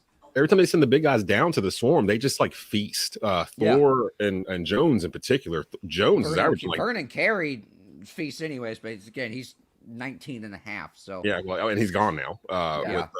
That's right. He was in the trade. That's right. Yeah, Anyways. but he was the one. He was expendable because they had Kai Jones and JT Thor. There, two 19-year-old kids that I assume are the future of the position, which is why they didn't really swing too hard at center and got Montrez back to Charlotte instead of, going after a Miles Turner or somebody out there that would have required a lot of draft picks. It's just a wait and see. I think people are expecting the Hornets to be better than what they are, but to be honest, they're kind of ahead of schedule of where they're supposed to be right now. I think LaMelo drafting him last year like sped up the process. All of a sudden, Charlotte's like watchable. For the longest time, I wouldn't turn on a Charlotte game for anything else. But unless they were playing Miami, of or course. Lakers or somebody, they were one of those teams that you watched because they were playing somebody else that you liked. So you would start watching them. Exactly. That's why I'd watch the Miami games. But getting Montrezl Harrell in the trade, I'm just wondering when they insert him into the starting lineup as opposed to Plumlee, if they decide to do that. Should they? What I'm thinking is they were waiting on him to mesh with everybody not named Terry Rozier. He's meshed immediately. He's immediately won over that entire locker room with his personality and with his play. But Mason Plumlee, by the same token, has stepped up his play tenfold since Montrezl Harrell came over. I mean, he pretty much broke Twitter earlier in the week when he had that behind the back little, looking like a point guard. And he's done that in his career. He's brought the ball up before, but he's never done that. I mean, none of the Plumlees have done that except maybe in 2K. But, they were nasty at Duke. They were always dunking backwards and catching alley-oops. They were fantastic at Duke. They were legends. He said that with such gritted teeth. Like you could actively see Des going, they were fantastic. They were Greek gods at Duke. They were Greek They wish gods. they hadn't ran out of Plumlees. He wanted Is there more. another Plumlee? There probably is another Plumlee somewhere. I don't know. They probably churn them out. Like soon the Plumlees, excuse you, the Plumlees are going to be like Phillip Rivers is just going to turn out quarterbacks as children. Oh, God. Like we're going to get to a point in the NFL. 12 kids, doesn't he? I know that's what I'm saying. We're going to have quarterbacks. We're going to have an 11-on-11 game where one team of 11 is just the Fighting Phillip Rivers kids. Like just the entire 11-man lineup. And none of them curse. Line, quarterback, running back, receivers, and none of them swear, period. None of them curse. Gosh darn it. Dadgummit. Oh, man. Catch the friggin' ball. I throw it to you. That's my favorite thing about the Bleacher Report cartoon they do with the NFL is they make Patrick Mahomes sound exactly like Kermit, and then every other word out of Phillip Rivers' mouth is dadgummit. Patrick Mahomes sounds like Kermit the Frog. Well, I don't know. He does already, but he sounds like a Muppet. I don't know if it's Kermit the Frog, but he's kind of got that Muppet thing going on. But I think he knows by now. Someone's had to tell him. We thought we were the better team in this game, but Mr. Put Ketchup on everything at Mahomes. I had a friend like that put ketchup on his pancakes one time. And if you put ketchup on your steak, you should not be trusted. Like you're one of those that our parents warned us about when we were You're kids. one of those. Get out of here. What's the matter with you? Anyways, back to the association as far as the Hornets are concerned. I feel like Plumlee stepped up his game when Montrezl Harrell arrived because it's almost like he felt threatened. He should have, Yeah. And he really should have. Oh, you traded for a center, did you? Right at the deadline? I'm a center. I'm the starting center. You traded for me. That's what I thought this was about. I need to step my game up here. And that's exactly what he's done, to his credit. As much crap as we've given him, he's stepped up his game. But I think the real key, I think Montrezl Harrell, Isaiah Thomas, I think he signs a second 10-day, and then he has the potential to. I'm almost 90% sure that he will sign on for the remainder of the season. If it's not him, then who? I don't know. I don't know who the backup is because Terry's playing too great at the. Oh, look at that! That's magical. Oh, wow. But see, the Hornets are in that. They're in that play-in spot again, and this is where we always talk about it with this team, where the inconsistencies lie. Where they could be 5th or 6th in the East at one point, lose 2 or 3 games to teams they know damn well they should beat. And now we're at that point now where that has happened. And then they go out and beat Cleveland the other night by 30, who's been, in the top 5 of the Eastern Conference until they lost to Charlotte the other night. They lost to Charlotte.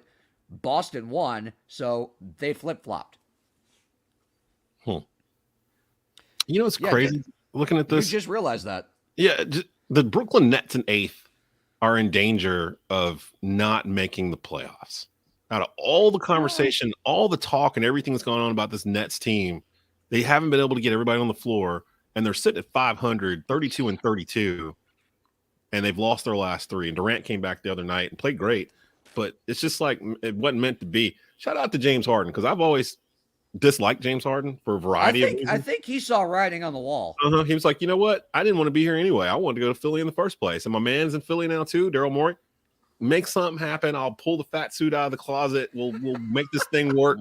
I'll be in Philly by the end of the week. And lo and behold, that's exactly what happened. And now they're giving Shaq Kobe comparisons to Embiid and Harden, which you need to pump the brakes a little bit on that. But they're still that's a hard stop. Yeah. Still, I will say, though, I'm surprised how well they're playing together. Harden scored like 81 points in his first 3 games as a 76er. Like, this is going to work. I think they might come out of the East. Wasn't Philly like a 4 seed before the trade?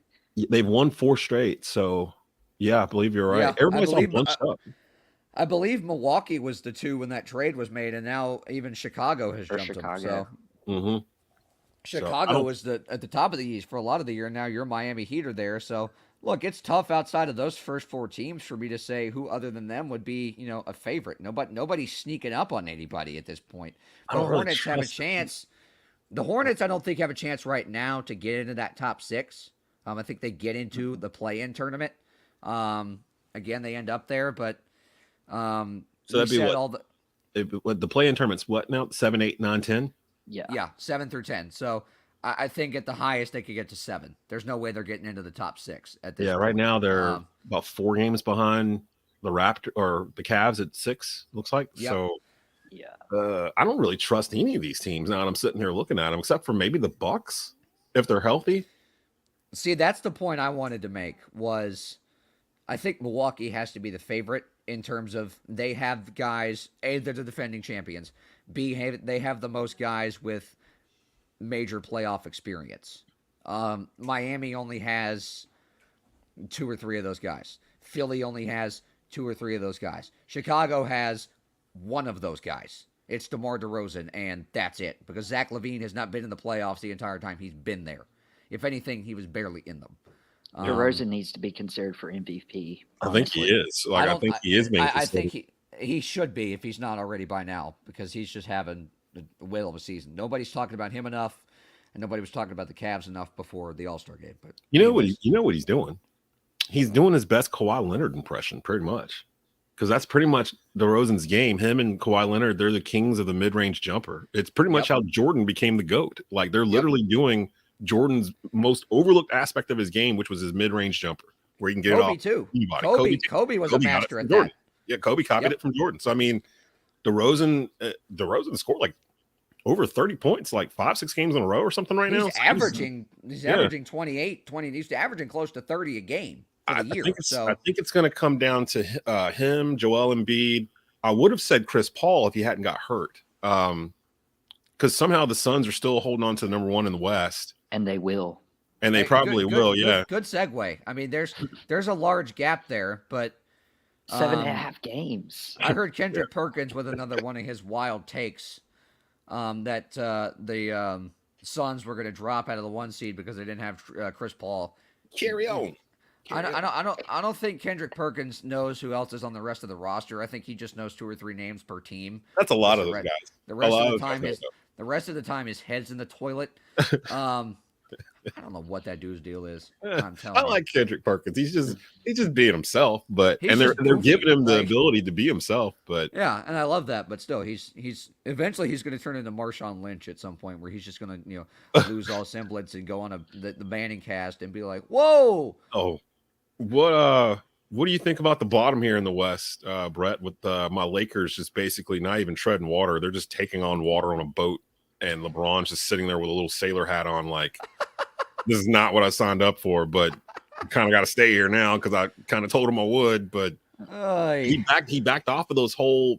He said he didn't think his comments were going to be interpreted the way they were All-Star Weekend about how he wants to play with his son. He'll go wherever he is. Blah blah blah. LeBron, you knew what about that could have been interpreted any other way? They took it exactly the way you said it, and now he's like, "Oh, well, I'm gonna be a Laker for life. I'll be here forever." Blah blah blah. Something's wrong with this Laker organization right now. Something's off. There's no doubt. And even when the trade deadline passed, there was that conflict. There were conflicting reports out there that LeBron and Russ pressured the Lakers to go make a move, and the Lakers said no. And then there was a conflicting report that said the Lakers wanted to make a move, bad, but LeBron and Russ said no. So now I'm hearing they're saying that the Lakers and Westbrook collectively are saying they're going to shop him to another team at the end of the season, and that both sides are okay with it. So, I mean, Russell Westbrook is a weird story. League MVP. He's been on 4 teams now in the past 3 years. Oklahoma City, Houston, Wizards, Washington, and the Lakers. Wow. Yep. Washington was pretty quick. I almost forgot about that one. It was also in the middle of a pandemic, so it's not like it actually counted. But anyways, if I may, speaking of the pandemic, the Lakers won their only title with LeBron during the pandemic. So seeing how the Lakers are post-pandemic or, post-lockdown or post-bubble or whatever, does this tarnish the Lakers organization right now? I don't know if I'm a player, I want to go to the Lakers, just seeing how the last few years have been handled. I don't know if it's hard. I don't know if it's the Lakers. I would say LeBron.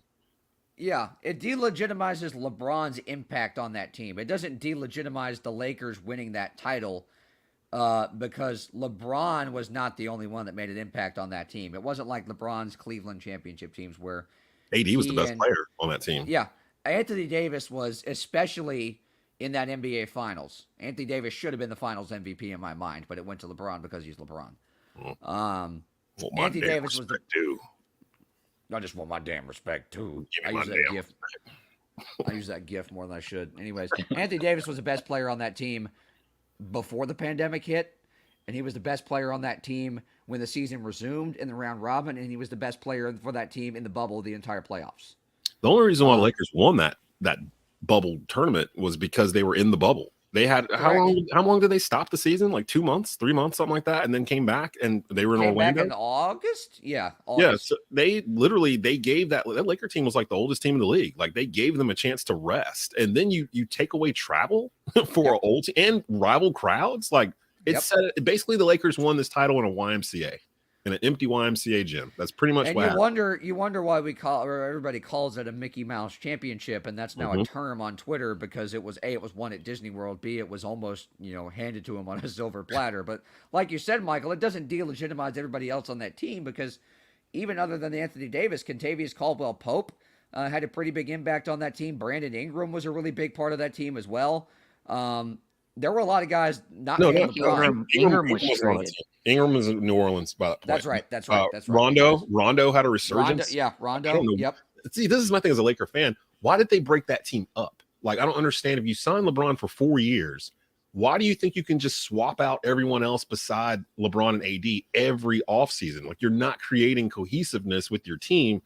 Why did you not re-sign Montrezl Harrell? Why did you not re-sign Dwight Howard right after that championship? Why didn't you re-sign Rondo? They would have came back on vet minimums. They were there on vet minimums to begin with, but you cleared them all out and try to redo the roster a different way. That didn't work. This year you try to do it again, but older. That's not working. AD's hurt again. And it's like, it feels like LeBron's just stat padding right now. Like he's out there like checking the clock and making sure he gets his 30 points or whatever because he's trying to break Kareem's record. But this Laker team is dumpster juice, man. Like, and I'm a Laker fan, and I'm saying this. Like, they're just not good. I don't even watch them on TV. Like, I'm like, why? Why am I going to put myself through 2.5 hours of just watching? Did you see the sequence the other night with LeBron? He had bullied somebody down into the paint. Was that the Clippers game last night? Yeah, and like they didn't throw it to him, and like 3 separate dudes tried shots, and they each missed. And by the time the third one missed or whatever, you literally can see LeBron's shoulders just sag, and he's just like. And then they go back up the other way. It's like the definition of this year for the Lakers. It's just been a disaster, and they don't have anything to trade with. They have nothing to trade with now except for either LeBron or AD. And like you said, Michael, to the point, it doesn't delegitimize the Lakers. It delegitimizes LeBron's impact on that team. And now that the onus is only on him and Russ, basically, because Anthony Davis is still, off and on injured. Those two guys, LeBron could only carry the Cavaliers so far until he carried them as far as he could. He carried them to those 2 championships in 3 years, and then boom, he was out. He had expended all his energy there. I think he's expended pretty much all his energy with the Lakers to this point, because as you said, there's just been so much turnover. The only thing with the Cavs was that when they built around LeBron, they weren't necessarily star players, but they were Montrezl Harrell, Kentavious Caldwell-Pope kind of guys. If it wasn't LeBron and Kyrie Irving, it was good role players like a J.R. Smith or a Richard Jefferson, guys that had experience that they brought in on vet minimums. The Lakers followed that model for 1 year and then completely blew it up. I mean, just completely blew it up.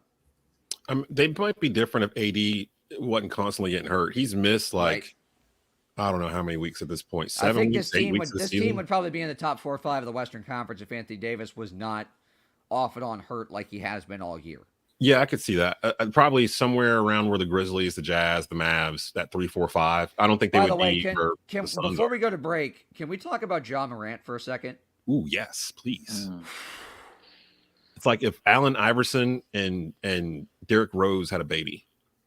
The end of that second quarter the other night where he, by the way, Jakob Poeltl, retire. You're done. Just go. Bye. You're done. Ja Morant literally, he didn't just baptize you. He sent you to the shadow realm, my guy. I mean, he practically jumped over you.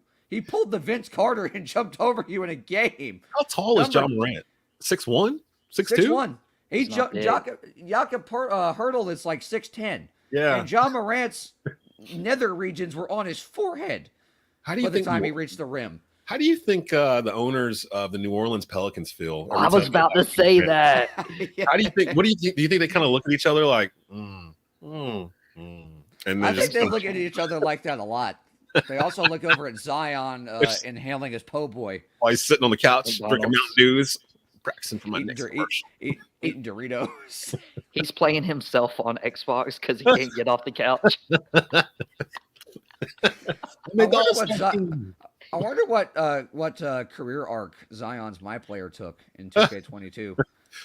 They did say his bone is healing. Still gave no date for his return. We're in March. He hasn't played a single minute of this season. Like, why are they continuing his to act bone like is he might healing? come back? And that's all we have. It's healing well. It's doing what we expected. It's still gonna be a little time before he gets on the court. Status undetermined. And it's like the season's gonna be over in like a month and a half. Like their season's already over. Yeah, just sit him out. You're not gonna make the playoffs. Sit him out. They might be in the play-in, but he's not. Oh, they are in 10th. shape. They are 10th. They're actually right behind the Lakers. They're a game behind the Lakers. The only thing I'm rooting for the Pelicans is Devontae Graham. Go Devontae Graham. When I saw that Isaiah Thomas highlight the other night pop up on Twitter, after I watched the Hornets game, it took me like 10 minutes to realize that it wasn't a Devontae Graham highlight that somebody just re-racked. Looked the exact same, except he was left-handed. Anyways, we got to get in a break here. When we come back, we'll talk some hockey and then wrestling roundup time to wrap up the show after this. You are listening to The Score with Brett Wiseman on TobaccoRoadSportsRadio.com. Blue Naples Pizzeria in Kernersville is now hiring. Come work for one of the best Italian restaurants in the Triad. Currently hiring dishwashers, cooks, front cashiers, and more. Great hours, great pay. Give them a call at 336-993-7707 or stop by and inquire at 1519 Union Cross Road in Kernersville. Start working this week. Blue Naples Pizza. Here at Tobacco Road Sports Radio, we ask the tough questions. Hey, you got any left-handed footballs? We're never afraid to tell you how we feel. Oh, we look like the damn Bad News Bears. We'll debate sports. We'll debate anything. Man, you lying. You ain't never met Martin Luther King. Not the way out, but yes, he did. No, he didn't. Yes, he did. No, he did not. No matter what, Tobacco Road Sports Radio has you covered. I'm going to come right back at it. Soldiers. You're listening to Tobacco Road Sports Radio. One stop number 6, located just 1 mile west of East Forsyth at 2748 West Mountain Street, Kernersville. A proud supporter of East Forsyth since 1983, serving fresh fried chicken and our famous taters 7 days a week from 6 a.m. to 10 p.m. For a limited time, grab our Wife Saver family meal for only $13.99. 8 pieces of chicken and sides for 4 for just $13.99. One stop. Come see us at 2748 West Mountain Street in Kernersville. This is Coach Rez, head coach of your Carolina Cobras Arena football team, the 2018 National Arena League champions. Join us for our 4th year in the Snake Pit at the Greensboro Coliseum. Be a part of the Carolina Cobras tailgating group before every home game starting April 30th. Season tickets are now on sale for as low as 2 for $128. You can reach the ticket office at 336-455-7232 or at carolinacobras.com. Fear the Fang. Welcome back to The Score with Brett Wiseman here on TobaccoRoadSportsRadio.com.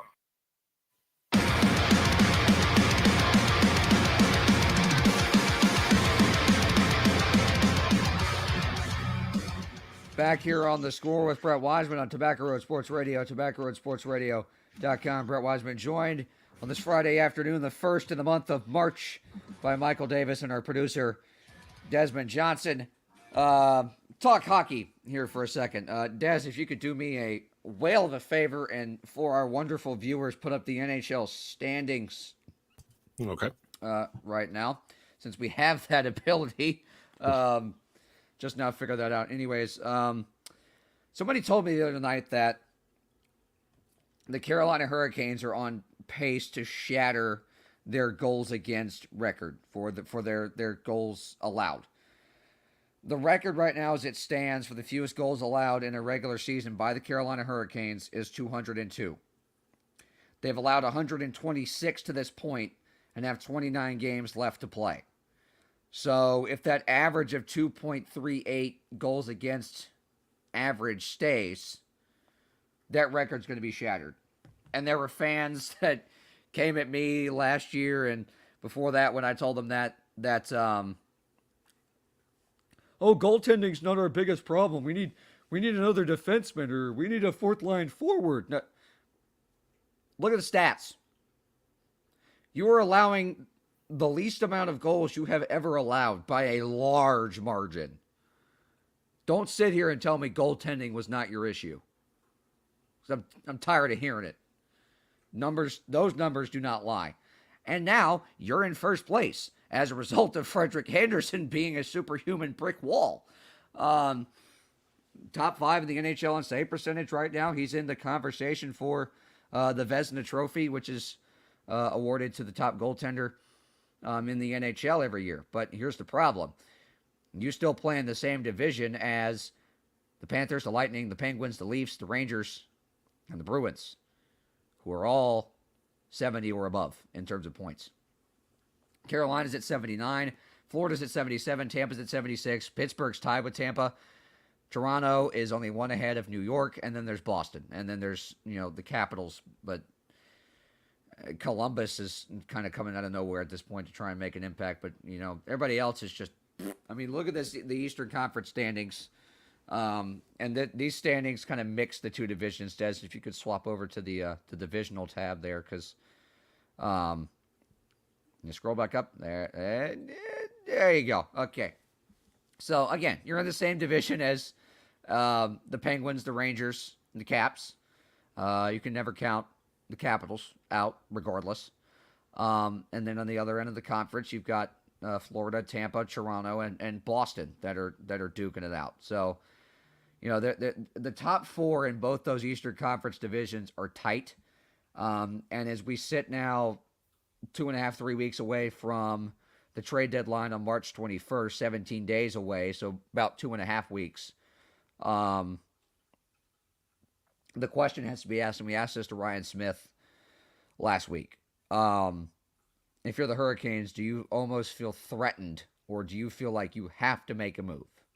I don't think so. And Ryan agreed with us on that last week, despite his connection being off, and we'll get him on again soon to discuss that. But if anything, you make a depth move. But then again, the Hurricanes made depth-style moves in the offseason when they went out and got Ian Cole, when they went out and got Vincent Trocheck, when they went out and got Tony DeAngelo. They made depth moves to fill minor holes on their team. Granted, Dougie Hamilton was not a minor hole, and signing Tony DeAngelo to replace your top-performing defenseman was, at the time, not thought of as the best idea, but it's turned out to be a whale of an idea. Now he's on the shelf for a month and a half. You have to call up your top defenseman prospect, so begs the question, okay, do we need to go get a defenseman? I don't think so. Because the defensemen that are on the market, there's a lot of big-name guys. You've got Jacob Chychrun of the Arizona Coyotes, although pretty much the entire Coyotes franchise is up for sale at this point, except for the franchise itself. Pretty much the entire roster is up for sale. They're going to go play in a 5,500-seat arena next year because they can't afford to keep their lease at their current one. Just move already. I don't know. Anyways, it's a joke of a franchise. But pretty much that entire roster is up for grabs. Jacob Chychrun's one of the top 10 defensemen in the NHL in multiple categories. And then you've got Thomas Chabot, who is over with the Montreal Canadiens. They're having a historically bad year. Again, they were in the Stanley Cup final last year, and they've only won 10 games the entire year to this point, and have fired their head coach. Martin St. Louis done a great job as their interim, but that's beside the point. I don't think if you're the Hurricanes, you need to make a move for a defenseman, because at the very least, you're going to find one that's mid-market, but you're still going to give up too much for what you're going to get back. I think they can fill that hole that's left by DeAngelo for the next month and a half, which is about as long as we have left in this regular season. I don't think that's going to be an issue for them. There's not really a whole lot of teams in this Eastern Conference that I think need to make a move. And what I heard the other day was that there's a lot of executives that are waiting for guys to come off either their long-term IR or come off teams that they're talking about guys with. Those teams having guys come off their long-term IR, because if you remember how long-term injured reserve works, that's how the Tampa Bay Lightning stocked up a super team last year and then pulled Nikita Kucherov off long-term IR in the middle of the playoffs and won their second straight Stanley Cup, $30 million over the salary cap, and the NHL has probably the strictest salary cap of any team in sports, which is why it's as perilous as it is. The last time the Florida Panthers were on top of their division was 1997, when they lost to the Avalanche to the Stanley Cup Final, who, ironically, are on top of the Central. And we'll get into the West okay, right here. Sorry. Yeah, the Avs are running away with the Central. The battle's behind that. You got my St. Louis Blues there at 70, Minnesota's at 67, Nashville's at 64, Dallas is at 63. So all four of these division races are going to be tight. And if you do not remember exactly how it works, top 3 teams in each division get in 2 wild cards per conference for the greatest 16-team tournament in all of professional sports, which, by the way, they just changed the logo for the Stanley Cup playoffs. So I'm interested to see how either they'll ruin it or make it better. But the rendering I saw was garbaggio, so I don't know. The Pacific Division is meh. But still, Anaheim and Los Angeles are exactly where no one expected them to be, above the 60-point mark in the beginning of March. Anaheim's kind of fallen off of late, but they're still only 5 or 4 behind on the Kings. Nobody in their right mind expected the Los Angeles Kings to be ahead of the Edmonton Oilers and the Vegas Golden Knights right now. I mean, for goodness sake, this team won 14 games in a 56-game season last year. And nobody expected them to be where they are, but they have a ton of young talent. Los Angeles only won 16 games in a 56-game season last year. Both those teams have now pretty much almost close to doubled those totals. And there's a lot of guys that we've talked about on here before that have made that kind of an impact, but those are also 2 teams I don't think need to make any kind of moves at the deadline. I think most important thing as far as teams that need to make moves, we'll start with Edmonton, because their problem is and always has been goaltending. Because of the offense that they have, Edmonton's management, because they have the 2 leading point getters in the NHL, they have Connor McDavid and Leon Draisaitl, who just passed McDavid for the league leading goals the other night. They have those guys, and they have Ryan Nugent-Hopkins that can also light the lamp a ton. Their mentality has always been, okay, we just need a competent goaltender. Like an NFL team would need a game manager quarterback because they have, an all-world running back or an all-world defense. Like, we just need somebody to manage the game. We need somebody to keep, 4 or 5 pucks out of the net. You can let all the others in because we know we're going to make up for it. It's not how the NHL works anymore. It's not how it's worked in a very long time. I'm not sure it's ever worked that way. Edmonton needs to go out and get a frontline goaltender. Braden Holtby of the Dallas Stars is one of the he's one of the top name goaltenders on the market. Marc-Andre Fleury's name has floated around as the Blackhawks have tumbled in the standings after they made the trade for him. There's going to be a pretty fair amount of not necessarily elite goaltending, but goaltending that's not, Miro Koskinen, who's Swiss cheese at this point. He's got more holes than my grandpa's socks. I mean, he's letting everything in at this point. I'm telling you. Edmonton's got to get a goalie, period. If they want to go win a cup like they've talked about doing for the last 4, 5, 6 years, they got to go get somebody that, doesn't have a 5-hole the size of the state of Utah, that doesn't let every other puck into his net. For the Central, of course, Colorado doesn't need to make a move. Look at them. Plus, they have, the fastest skater in the NHL and the top 5 goal scorers in the NHL all on the same line. You got McKinnon, Rantanen, and who's the other guy I'm thinking of? Burakovsky. Yeah, all on the same line. 3 of the top 5 in goal scoring all on the same line. Nazem Kadri's that was mine too for them, the former Leaf. St. Louis needs to go get a defenseman. But again, they, like in Carolina's case, do not need to spend a ton of capital to go get said defenseman. They have depth. They just don't have enough depth there. And St. Louis has been decimated by injuries for a lot of the year. And COVID before that Christmas pause, St. Louis would play games 4 or 5 skaters short. And that was before the NHL really started to take into account that Omicron was a thing and start postponing games. So St. Louis had a tough stretch, so that's why they're not any closer to Colorado than they probably could be had they been, even with all those guys out because of COVID and injuries in November and December. There's a lot of games that they were in and would have won had they been even close to full strength. That because they were 3 or 4 guys short, they just ran out of gas. If they called guys up just to run 2 or 3 second shifts, if it was a 20 or 30 second shift at that, and that was it, they just need somebody to go out there and take up space at that point.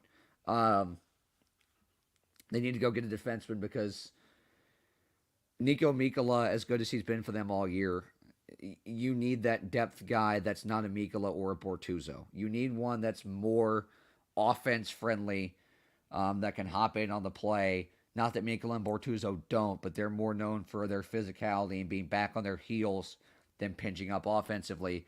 And that's been a hallmark of the Blues championship team in 19, the Capitals in 18, and the Lightning the last 2 years. Is all those teams were in the top 5 in NHL in terms of points generated by their defensemen. When your defense get involved, it makes it a lot tougher on the opponent. Getting the break here. Wrestling Roundup coming up right after this. We're listening to The Score with Brett Wiseman on TobaccoRoadSportsRadio.com.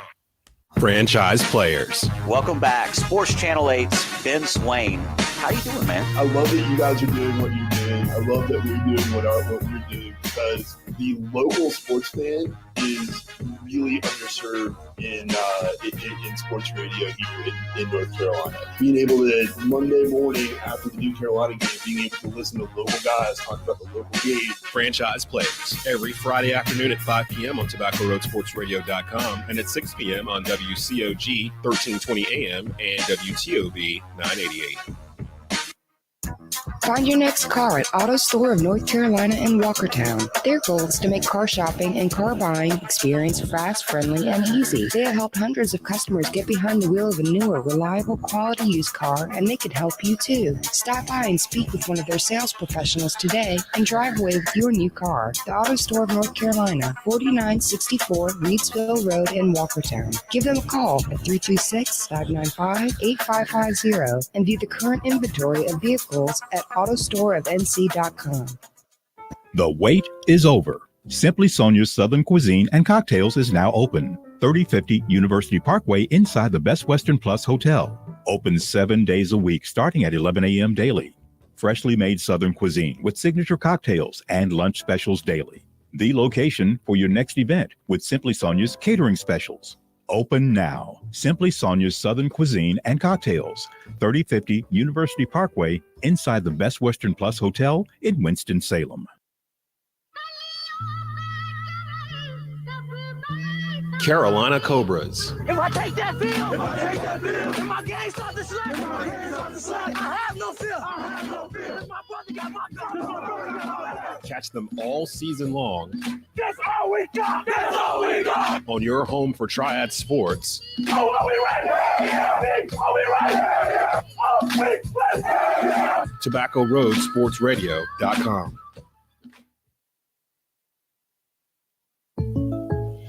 You deserve to get good service and great rates. At State Farm, we get it. And we're here to help because with every State Farm policy, you get good neighbor service and you get surprisingly great rates. So what are you waiting for? Get going and talk to a local State Farm agent about your surprisingly great rates today. Like a good neighbor, State Farm is there. Individual premiums will vary by customer. All applicants subject to State Farm underwriting requirements. When you want the real deal, call State Farm agent Susanna Nunn in Kernersville today.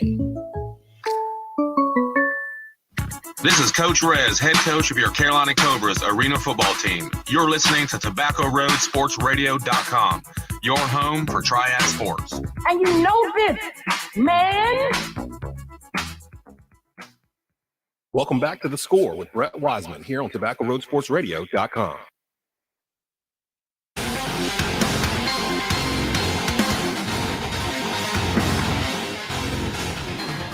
Welcome back one more time to The Score with Brett Wiseman here on Tobacco Road Sports Radio, TobaccoRoadSportsRadio.com. Brett Wiseman joined by wrestling experts Michael Davis and our producer Desmond Johnson. One more thing before we get into that. Report out from ESPN. The MLBPA is reportedly going to at least entertain the idea of a 14-team playoff in order to have a breakthrough in the discussions. So at this point, I think Major League Baseball just needs to put all 30 teams in the playoffs and just play a nonstop 365-day season. So anyways, also of note, there are a number of summer collegiate woodbat teams, most notably one of them in Bismarck, North Dakota, that has banned Major League Baseball Commissioner Rob Manfred from their ballpark, either for life or for the remainder of the lockout. The team from Bismarck statement reading that Rob Manfred hates fun and goes against the team's core values of fun and fan engagement and love for baseball. Joke's on them. Rob Manfred doesn't want to watch baseball anyways. So anyways, when I think of fun, I do think of Bismarck, South Dakota. So, the joke's on you. Go Bison. Wow. Banning Rob Manfred for life is kind of like banning CM Punk from WWE for life. I've banned Rob Manfred from life from any within like 50 feet of me. I've already gotten a federal restraining order against him because I might strangle him if he comes near me. Anyways, go ahead. Nice. So, speaking of strangleholds, we got wrestling this weekend. I see what you did there. Thank you. So we have the alternate to WWE. We have All Elite Wrestling, AEW, which made big moves this week by acquiring Ring of Honor, something that WWE's been trying to do for a long time, trying to get the video library from Ring of Honor. Obviously, ROH has let all their talent go, and now Tony Khan has made the second biggest wrestling acquisition in history behind Vince, obviously, buying WCW back in the 90s. And so all of that in hopes of going into AEW Revolution this Sunday. I'm hoping. I don't really watch AEW. I keep up with what's going on over there, but I don't make it like a weekly thing to watch it. I kind of just read the dirt sheets and just kind of know who's what and who's the champion and that kind of thing. I fear they're growing too fast. Like, I don't want this to be WCW 2.0. Like, I'm a little concerned about that, but it's good that there's something else besides WWE, because for really 15 plus years, it was just WWE. And basically they were having to create their own competition within WWE.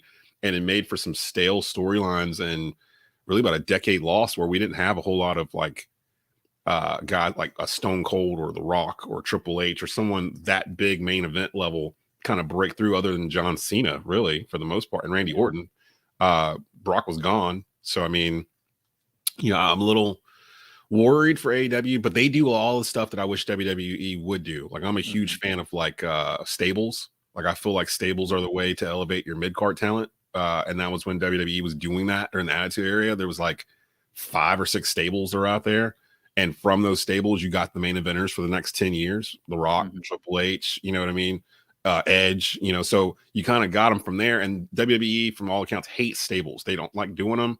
If they do them, it's like a 3-man thing. But AEW, they ended the Hurt business too, which I still don't understand to this day why they did that. I mean, that was one of the best things on Raw, and they broke it up for no reason other than to try to push Lashley without a crew. But I would replace them. Actually, I always thought that they should replace them with the Street Profits. Put the Street Profits with them as a newer version of the Hurt Business, and go from there. And let Bobby be a heel with a heel stable, and let people chase them like a Seth Rollins or Kevin Owens or whoever. That's how you get people to watch SmackDown again. But I don't even know when Lashley's coming back. He's injured. He's going to miss WrestleMania, isn't he? Yeah, he got hurt in that Brock Lesnar match at the Royal Rumble. That's why it was such a squash in the Elimination Chamber. Yeah, he didn't even wrestle the thing. So hopefully Bobby Lashley gets healthy and comes back. I would be interested in seeing him with the Street Profits. I feel like Montez Ford has it when it comes to charisma and getting a reaction from the fans. Him as a heel, that could be something. But this Sunday, Des, if you want to get into AEW, this will be the pay-per-view. Do it. They have Adam Cole, formerly of NXT, comes to AEW. He's going to wrestle Hangman Page for the AEW World Title. But the biggest match is going to be MJF, which is the biggest heel in wrestling right now, versus CM Punk in a dog collar match. They're finally gonna do it. They're finally gonna. Oh well, they had one before. Didn't they have a match before? But this is They had a match a couple weeks ago. It was CM Punk versus MJF, standard typical wrestling match, and MJF cheated once to put him to sleep. They restarted the match, and then MJF cheated again to win a second match. So now he's had I beat CM Punk twice in one night. I'm better than the best in the world. But with AEW, do you feel like do you feel the CM Punk returns kind of fizzled out, or like in the Bryan Danielson returns of they didn't really push him as hard as they could have? Because it really feels like CM Punk's just become a regular wrestler at this point. I don't think so. I feel like it's good that with WWE, when they bring in like these legends, they're only shown like for pay-per-views when they're wrestling, and CM Punk's actually returned for wrestling, and some of his best promo work has been the last several weeks when he pulled the dog collar out of the box with, "Will you be my Valentine?" That was a really great promo. The last about February 16th, I believe, was on Wednesday. So this is his best work, in my opinion. Real quick, because we're up against it, franchise players coming up right behind the score. Ryan Stone, JP Monday. They have special guest David Glenn on this week, so that should be a pretty good episode. You can stick around and listen to that. The legend, DG. Mike, what are your thoughts on WWE making the WrestleMania main event winner take all, title versus title, Brock and Roman? I love it. I feel like the Universal title has, seen the end of its time, and this is going to be the opportunity. I believe we talked about it either last week or a couple weeks ago, that once Roman Reigns beats Brock Lesnar, that I think that's the way to go. I think that's what it's leading up to. Like, he's going to be built as the champion of all champions in hopes of having the once in a lifetime, hopefully, match versus The Rock next year. Yeah, I don't think Reigns is going to lose that belt anytime soon. I think they're trying to build this for WrestleMania for next year versus The Rock, like you said. And it feels like they're trying to erase Hulk Hogan from the record book. You know what I mean? Mm-hmm. Like, the longer they keep him champion, the more things he breaks that were Hogan's records that they can push Hogan further down or off to the side with. So I think it's all pre-calculated. I had heard they're going to actually introduce a new belt once Reigns wins on Raw, and I'm hoping it's the big gold NWA belt that used to be the World Heavyweight Championship belt that they had, that everyone in the world knows what it looks like, and they never should have got rid of it. I really hope they bring that back. But it's WWE, so they'll find a way to mess this up. They won't do that. they're gonna that's a pipe dream right there. They're gonna do something. They'll find a way to screw it up. Anyways, Good stuff, gentlemen. For Michael Davis, Desmond Johnson, Steve Wiseman, Brett Wiseman saying so long. Duke, Carolina tomorrow. 34 cameras for ESPN will be in Cameron Indoor Stadium, but more important than any of that, Steve will be there too. So enjoy the game tomorrow and the rest of this first weekend of March.